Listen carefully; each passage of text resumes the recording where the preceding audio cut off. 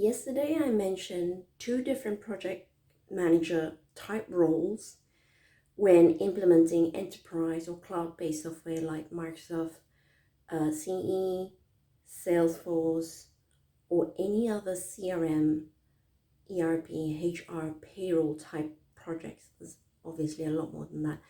But generally, when implementing these sort of large projects, you have two types of project manager. You've got the client side and a vendor side project manager.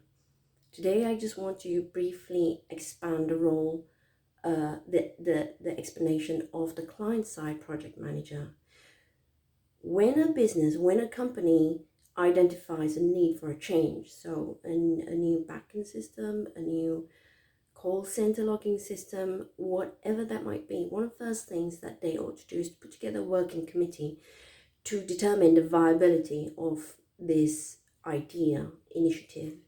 And one of the first things that ought to be done is the appointment of a project manager that manages the process from end to end, right from the beginning, the identifying of the business case. They should be involved in that, what the benefits are, what the options might be, the risks, what the finance implication might be, the long term, especially the long term, not only for the implementation. And also, what's sometimes forgotten is the change management piece. How will they make sure the organization embrace this change and generate the excitement among the users to carry on using it so that they realize the benefits? So even after the project has finished, they are still responsible for making sure that the embedding process is in and the users carry on using the system.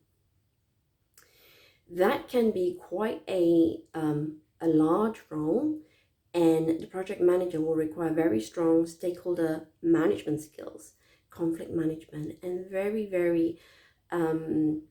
good interpersonal skills, because they are going to have to try and help an organization, groups of people who might not like change, who might be distrustful of change, to look at what the business wants to put in and help them get on board.